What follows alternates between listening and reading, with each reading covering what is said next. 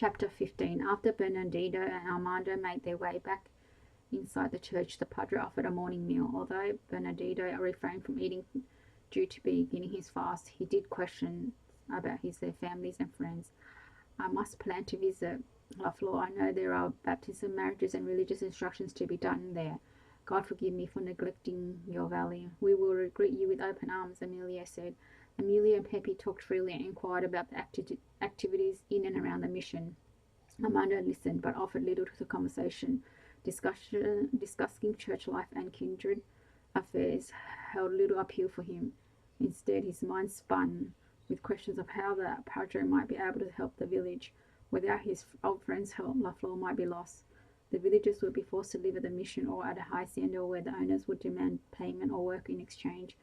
When Bernardino excused himself for the remainder of the day to pray about the dilemma with Senor Phillips, Amelia and Pepe decided to spend the morning in prayerful observance of what lay ahead.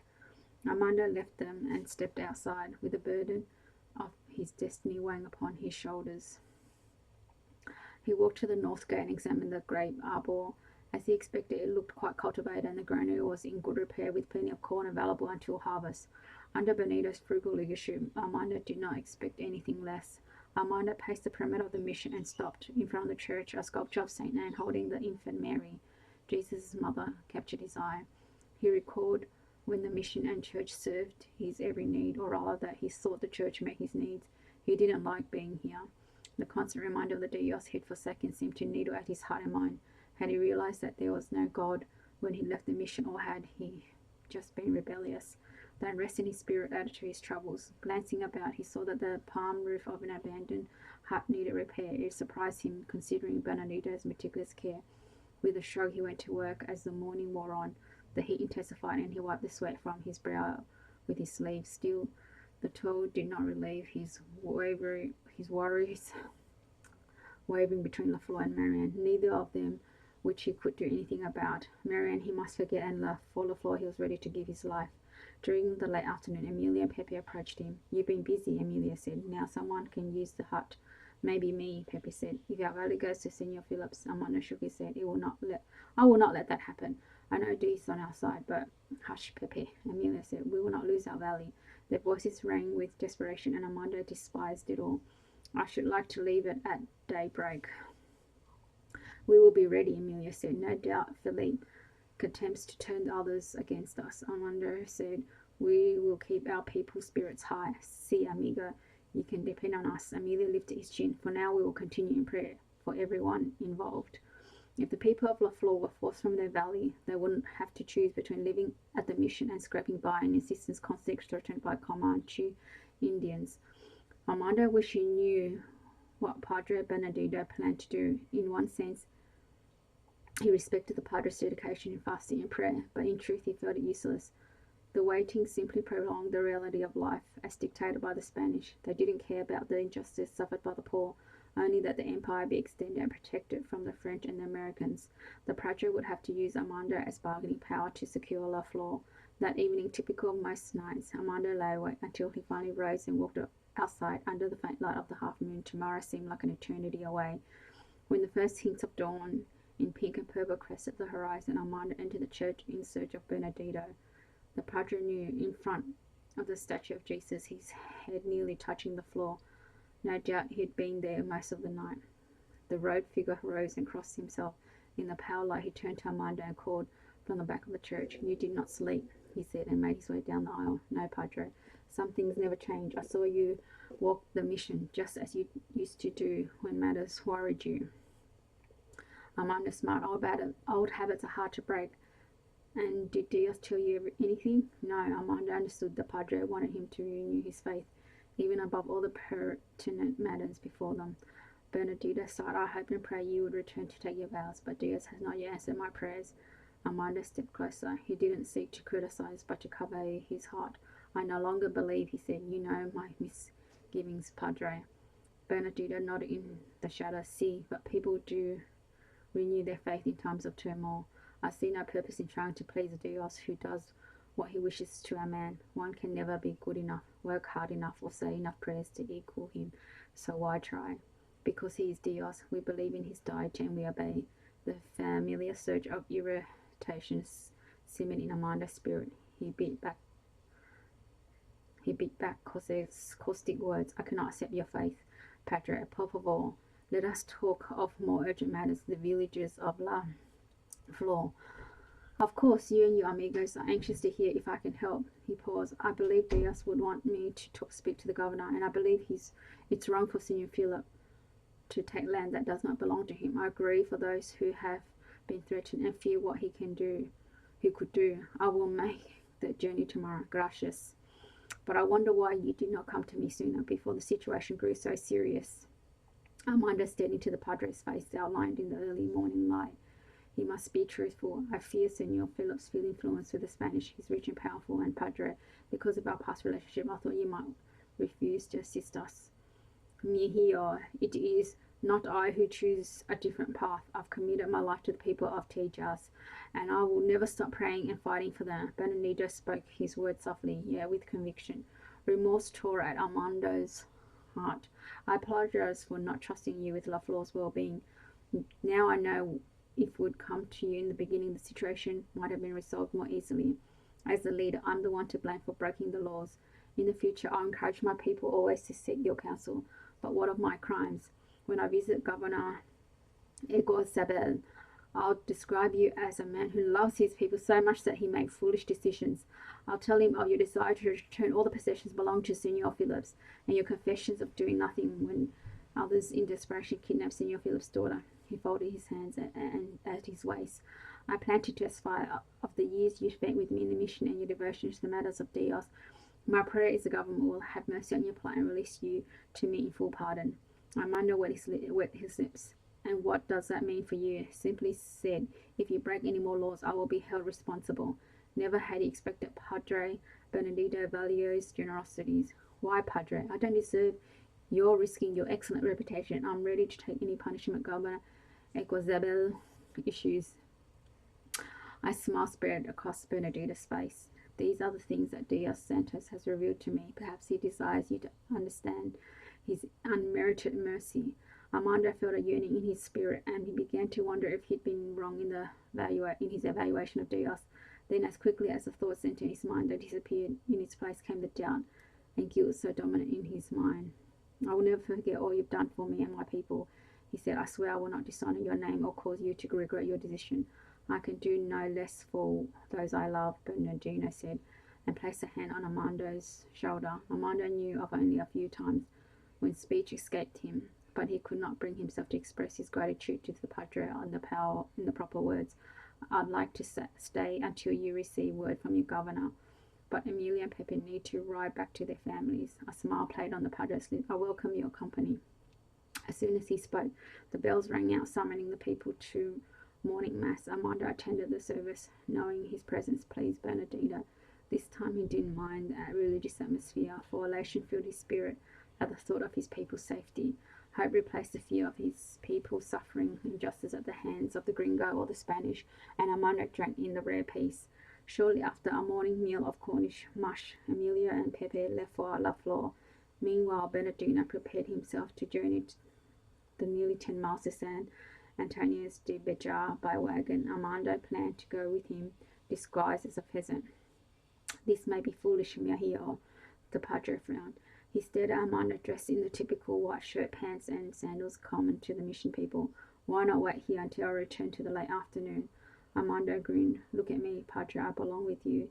He climbed up onto the wagon until the reins of a sway-backed horse hitched to the wooden structure. He patted the palm hat pulled down over his eyes. I'm your driver, and I can keep you from wild hombres. Bernardino climbed up beside Armando. You always were a stubborn one, he chuckled, but I'm glad for your company. Armando urged the horses forward. It had been a long time since he and the Padre had discussed books, history, and life. Without the dreaded topic of Dios, it would be an enjoyable trip. Padre, Armando sensed a lightheartedness not only prevalent in his life. Did you ever discover who put the frog in the chalice during Mass? Bernardino chuckled. Ah, it was Philippe, but the rascal sitting beside him that morning. See, he laughed. The other boys believed Philippe had done the mischief, and he enjoyed the glory. As the men talked of the old days, the trip progressed quickly. Yet finally Amanda felt compelled to ask, do you believe the governor will reach a decision today? Bernardino swatted a hungry mosquito resting on his hand. I don't know, but I will pray he will. It all depends on how he interprets what I tell him. And if Senor Phillips has already been to see him, I have been thinking you may need to go into hiding. Not unless I am sure the valley is safe, Amanda said. Perhaps I shall have an answer today. Then I shall wait near the wagon, but not patiently. Armando Garcia never waits patiently. The sun had not reached its peak when Armando drove the rickety wagon into San Antonio's de Bajar Market's place. Excitement buzzed like honeybees, and the shouts of those wishing to sell or barter their goods echoed across the plaza.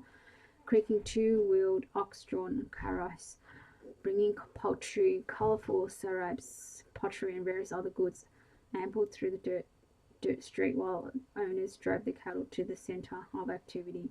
Children scurried about in play, and lovely senoritas stole moments with the young men. Madres laughed and scolded as they prepared to serve food later in the day, now and then taking a long look at the colourful blankets and pottery. This was the capital of the Spanish province of Tijas. Armando drove on past the busy people, intermingled with the Dersbys, blue-coat soldiers, and onto the governor's palace. Stopping in front of the heavy carved walnut door, he watched the padre step down from the wagon. Where will you be? Bernardito's forehead lined with concern. In the marketplace. I will not be far. Dios be with you, the padre said as though by habit, but Armando saw the anxiousness in his brown eyes. Don't worry, I'll not get into trouble and no one will recognize me today. With those words, Armando tilted his palm hat further down over his eyes and gathered up the reins to continue on his way. Armando refused to think of what might happen if Governor Iguazabal refused the padre's request. For now, Armando must tuck himself away in the marketplace and watch the people carry on their business. Lingering among the merchants past the midday meal and siesta, he ignored the hungover gnawing at him. He really had no mind to eat, for impatience had begun to take its toll. Just when he believed the padre must be begging for La Flor and Amanda's life, the brown-robed figure appeared. We need to leave immediately, the padre said with no visible trace of emotion. We can talk later. Armando accepted the request without question, and soon the two men were on the road south towards Mission San Jose. It went well, Bernardino's finally said. I don't know if we were followed, which is why I wanted to leave the city before we talked. Feeling his muscle relax, Armando swallowed hard as he waited for the padre to explain what occurred with the governor. Dios was with us, he began. Just before I arrived, one of the Soledades had visited Governor Guizabel with a complaint. It seems an American who holds an important position at the Philippines and has dishonored a senorita and refused to take her in marriage. Armando lifted a brow. He well knew the gringo Clay Wharton and remembered what he'd done to Philip's sister. I know the man, he said, a bad hombre. The governor is highly displeased and angry with all the Americans.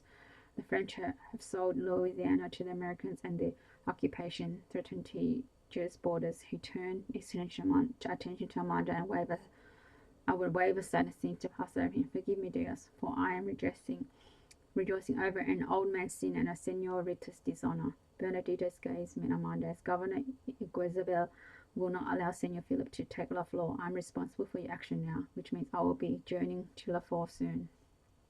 For a moment he thought he might break down and weep like a child. His people wouldn't be able to remain in their homes, and he will not bring charges against you for kidnapping the senorita, at least not today, the padre said. He expects you to return the weapons and half of the livestock.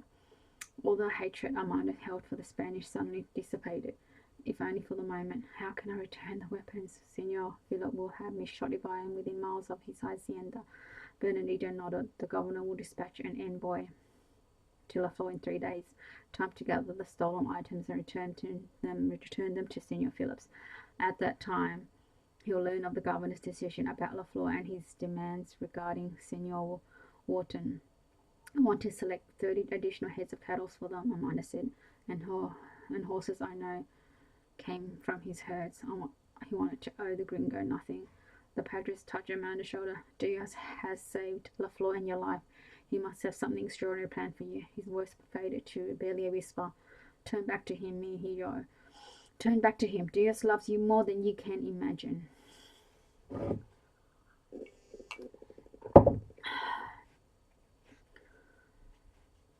Chapter 16. Armando knew that Bernardino wanted to hear, but pleasing this dear man meant lying. He had too much respect for the humble padre to resort to such low means. Finally, Armando spoke. If only to console the heaviness in your heart, I would gladly come to confession, even take my vows, but I cannot live in deceit. He peered into the clear, compassionate eyes of his amigo. I owe you my life, the work of my hands, but not my soul. Stating that you don't owe me your soul says you believe in Dios. The padre says, I will continue to pray. His face held an ethereal glow, and Armando saw the visible peace that he solely desired for himself. Armando studied the ruts in the road. Could Bernardino not see? He didn't need Dios. With an inward sigh, he forced himself to examine the truth. When anger did not override his senses, he wanted to believe Dios existed for all of mankind. I see the worried frown on your face, Bernardino said. We don't need to talk of such things now. I have a matter of great concern to discuss with you. Not of La Flor, Senor Philip, but your father, Joseph Garcia. I wanted to settle things with the governor before I shared with you that Joseph contacted me.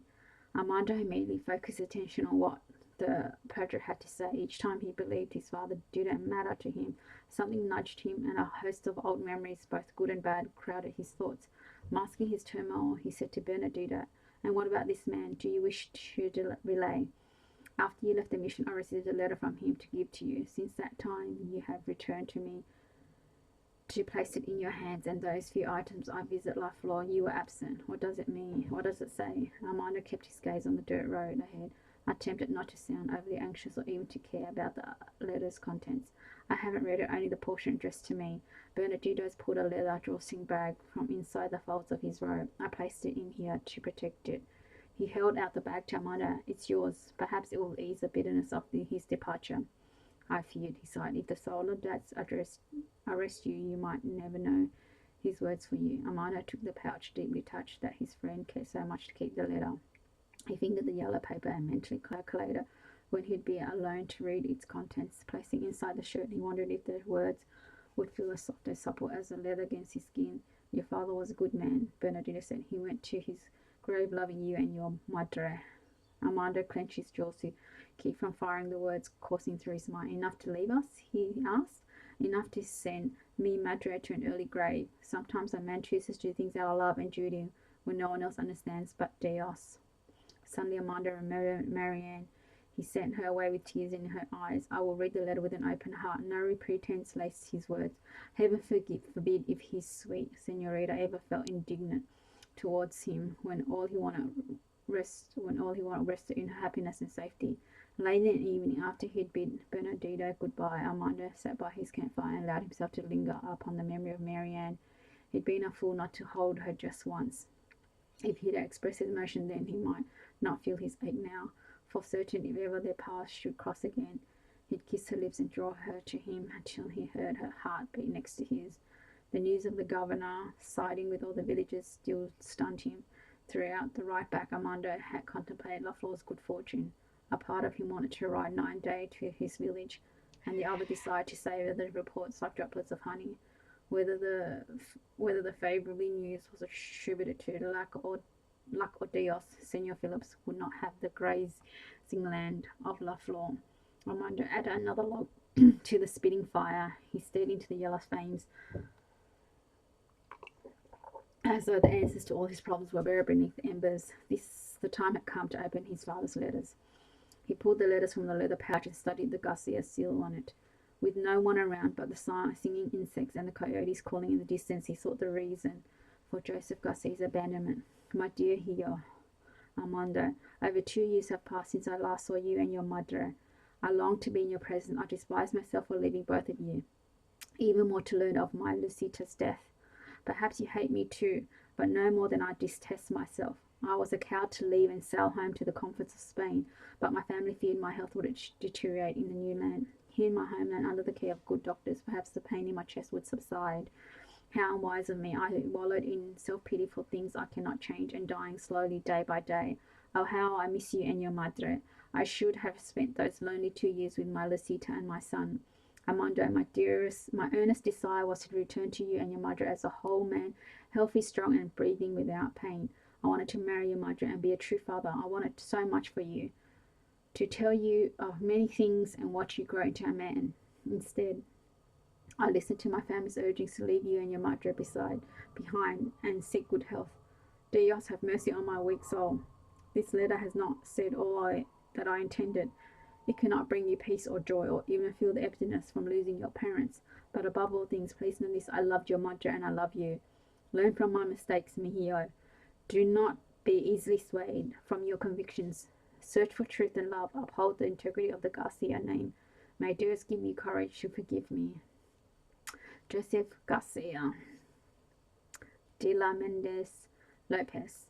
Armando covered his face with his hands and wept. All these years he'd hated his father, loathed his name, and wished his madre had not allowed the name Garcia to be entered in the mission's birth record. Now Armando knew the truth. Joseph Garcia, frail and weak as addressed in the letter, had fallen prey to his family's wishes and the demands of nobility. At the time, Armando's father had done what he believed would ultimately be the best for the woman and son he loved. Shaking his head to rid his mind of the guilt and regret, Armando tucked his father's letter inside the leather bag and slid it inside his shirt. Moments later, he lay on the hard ground and slept, and for a precious few hours his mind ceased to race. The following morning, Armando returned to La Flor. Emilio waved to him from the lookout. Armando lifted his rifle into the air. Assemble the men. We have much to celebrate. So the news is good? Armando laughed. The padre spoke in our behalf to Governor Guelabez. We will keep our homes. The news spread throughout the village. Once more, the evening rang with laughter and song, and the people called Armando a hero. For the first time in a long while, he felt like joining them. Even so, he wondered how he should spend his days now that his mission had been accomplished. He relished the thought of raising his own cattle and horses. It's a miracle that the governor sided with us, Emilio said. The padre is a good man. Armando smiled. I believe so. He refrained from revealing the information about Senor Wharton. One of the residents of La Flor must know the girl's family and be humiliated. In the days that followed, Armando's joy in seeing the valley prosper in the hands of his people subsided, replaced by the old restlessness. He worked hard with others vaqueros to keep the cattle and the horses together. They branded their stock at the missions, had done for years, and kept close watch as not to lose them to the open range of the warring Comanches. All unmarked livestock became the property of the crown, not the villagers, and they were mindful to secure their own herds. Armando had to admit some of the mission's ways were good, for now all was well in La Flor, with no more visits from Senor Phillips and his foreman. Armando hadn't heard what happened with the gringo warden, but by now welding had been scheduled for the hombre had been shot. He preferred the latter. As in days gone by, Armando Tia Rose lived only to please him, and Senorita flashed her eyes in his direction at every opportunity. He should have felt flattered, but not so. Always his mind turned to two matters, his unrest and Marianne. The turmoil in his spirit had always been there, but the yearning for Marianne had another matter. At times he believed if she stood beside him, he could conquer the darkness of his moods. But what if the quest proved impossible? Dare he submit any woman to the torment plaguing his soul? Marianne led Diablo from his store and quickly saddled and bridled him. She had to flee from the house. Mama's excitement over Marianne's upcoming marriage had left her with a pounding headache. She was tempted simply to give in to the overwhelming depression threatening to engulf her and ride Diablo to the end of the earth. But those actions would not glorify God.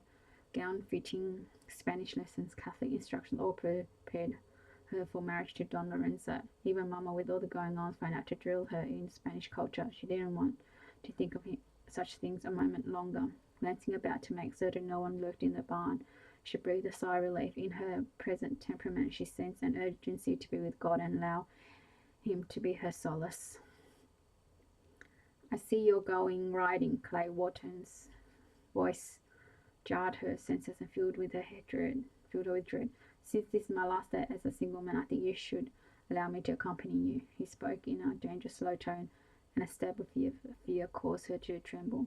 Camila had told her about his involvement with a young Spanish girl in San Antonio de Bejan and how the government had ordered him to marry. No, thank you, Mr. Wharton. Marianne refused to glance his way. Gratefully, Diablo wouldn't permit Clay to step any closer. I prefer my solitude today. An awkward silence followed while she led Diablo towards the front of the stable where Clay leaned against the door. She felt his deep, piercing gaze bore through her, and her stomach nodded. Silently, she prayed for the young girl who was to be his wife. She would need strength to soften Clay's demeanour. Miss High Mighty, you were almost my wife. Clay cocked his hat. So don't act like you're better than me. Marianne thought it was wise not to speak her mind. She still had vivid memories of the time when he had attempted to abuse one's daughter. Lifting the latch, she turned to him. I hope you'll be happy in your marriage. If I had my truthers, I would have preferred being married to you. His half smile sickened her. You speak rather boldly, Mr. Wharton. Have you forgotten both of us are but betrothed to those not privy to this conversation? Does it matter? He stepped closer. Diablo snorted. The stallion's ears laid back flat against his head. Marianne reached under the stallion's muzzle to soothe him. Your bad manners may not affect you, but they offend me. She lifted her chin. This time she made sure her chiding stare captured his. With more confidence than she truly felt, Marianne slid open the door and allowed morning sunlight to cast its glow inside. Miss Phillips, he said, at the risk of being accused of, let me say, her behaving like less than a gentleman, I would like to ask you a question. Yes, Miss Wharton, Mr. Wharton. Reluctantly, she faced him. What exactly did you do for Armando Garcia that he let you go free? He pushed back his wide-brimmed hat, especially after he said he'll kill you. She dug her fingernails in her palm and glared at him. Clay chuckled and stepped away from the door. How had this uncouth man become her father's foreman? How she longed to disparage him. Your question does not deserve an answer. My father or Don Lorenzo will not appreciate the way you have elected to address me, but you'll not reveal a word of this. Perhaps you'll know I'm right. His mouth twisted in a triumphant sneer. Your father may have his weapons, his daughter, and his cattle back, but he still thirsts for revenge, just as I do. Neither of us will rest until the dirty Mexican is lying in a pool of blood. Marianne gasped at Clay's word. A pitchfork rested against the side of a store, and she wrestled with thought of using it on him, shaking so much she feared she might fall. Marianne let Diablo from the stable and hoisted herself into the saddle. Without looking behind, she rode away from Clay Wharton's and his wicked tongue. She swallowed her temper and focused her attention on God's grace, his provision for her during the kidnapping and in the life to come. Juan had told her about the governor's ruling in the matter of La Flor. Marianne had rejoiced with him, knowing the people in the village must be overjoyed. Yet she kept her praise sealed inside when in the presence of Mama and Papa, for both suspected her of inappropriate behavior during the time of the kidnapping, and that Armando had released her because she sided with the people of La Flor. Marianne repeatedly pushed away the tender feelings for Armando, but she was losing the battle. She did care for him, and the realization frightened her. How she longed to tell her mother and to ask for her help in understanding the invasion of her heart, but to reveal her innermost yearnings invited trouble. Papa had arranged for her to wed Don Lorenzo, and nothing could change the course of events. In time she prayed that she would love the respected Don Lorenzo. She admired his gentle ways, and he lavished her with attention. He ordered many fine gowns and expensive gifts for the bride-to-be. He seemed to look forward to the wedding, sharing his vast home with her. How wicked of her to think of Armando while betrothed to a kindly man. Always when burdens raged through her mind, she raced Diablo across the plains of her father's land. With the wind blowing through her hair, she felt liberated from all the demands. It was the only time she felt somewhat free. I know God will see me through this. He has a plan for my life, a wonderful plan. Up ahead there was a spring-fed Medina River led itself to bold cypress trees. She decided to stop and allow Diablo to drink of the cool water. The white stallion heaved from running, and she walked him for several minutes before leading him to the river's edge. She smiled as three white-tailed deer skirted the opposite side, anticipating one fluid, graceful movement. Sitting on a shady bank, she watched her beloved horse nibble at the grass. Diablo lifted his noble head as though guarding her safely. My Soledad, she thought fondly. The stallion snorted. I'm fine, she called to him, laughing. My prince, do not worry. So, a wild lady snorted again and raised his head to stare upstream. Alarm, Marianne hurried to his side and swung up on the saddle. She trusted her stallion's instincts and made ready to leave. She focused her sights on the Medina's upward flow, but saw nothing. Uneasiness crept over her. How many times had Juan and Mama warned her of this? Had she not learned her lesson weeks ago? Before giving Diablo's full rein to carry her safely back to the stable, she took one last glimpse of the river. A dun-coloured horse seized her attention, and she lingered beneath the trailing branches of a tree to see the rider. Her heart pounded. She wanted to believe the lone horse carried Armando, but if wrong, she must not tarry a moment longer. She heard the splashes of water and the steady steps of the dun. Slowly the horses emerged from the growth of trees and brushed to the banks of the river. A surge of joy swept over her as Amanda rode into view. Thank you for listening.